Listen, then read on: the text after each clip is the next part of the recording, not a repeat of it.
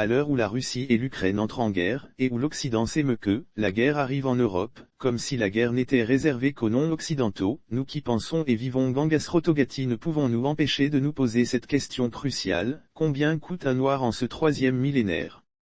À l'heure où des voix qui se sont tues pendant que l'Europe servait à l'Afrique du fer et du sang, s'émeuvent aujourd'hui que des hommes et des femmes aux yeux bleus et aux cheveux blonds se font tuer en Ukraine, combien coûte le noir? Le noir ne peut avoir de prix, me diriez-vous. Ce n'est pas ce que pense l'Union européenne. Le 22 décembre 2010, à Bruxelles, l'Union européenne a fixé le coût de l'homme noir et de la femme noire.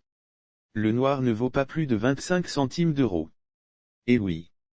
Les choses n'ont pas beaucoup changé depuis le temps de l'esclavage où les négriers de la coalition européenne arrivaient en Afrique, rassemblaient des enfants, des femmes et des hommes noirs comme des troupeaux et les emportaient vers des terres lointaines les échanger contre de la molasse, du coton et du tabac.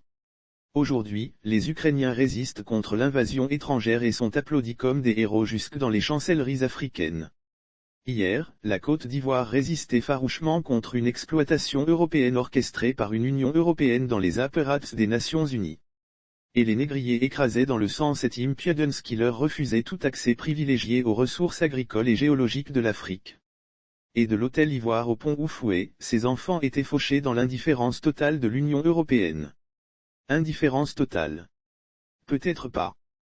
Car l'Union européenne, solidaire dans cette destruction d'un pays, nègre, votait un budget de 5 millions d'euros pour aider les pays frontaliers de la Côte d'Ivoire à juguler le flot inévitable de réfugiés qui suivra sa frappe militaire de la Côte d'Ivoire.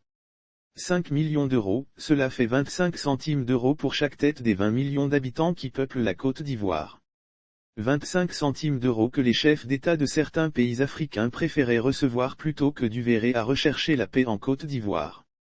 Et pendant que l'Afrique se faisait trucider par leur indolence et leur complicité, ces chefs d'État organisaient des festivals de renaissance africaine dans leur capitale, FESPACO au Burkina, Festival des Arts Nègres au Sénégal. Une farce à l'image de la comédie qui s'est jouée à l'ère de l'esclavage et que certains historiens africains préfèrent taire, les fils et les filles de l'Afrique ont bien été vendus aux négriers avec la complicité de certains chefs locaux cupids. Le nouvel esclavage de l'Afrique habillé sous le terme séduisant de mondialisation se fait aussi avec la complicité de nos chefs d'État africains. Le président Laurent Gbagbo aimait à raconter une belle allégorie à ce propos, c'est l'histoire de deux frères, qui comme cela arrive souvent à des frères, se querellent. Ce jour-là, l'un d'eux en a assez et fait appel à Dieu pour qu'il arrache les deux yeux à son frère. Et le pétitionné de lui répondre, « J'arracherai les deux yeux à ton frère si tu acceptes que je t'arrache un œil qu'il en soit ainsi, » répond le frère. Alors, Dieu enleva un œil au plaintif et les deux yeux à son frère. C'est ainsi que le noir lui-même se vendit à 0,25 €.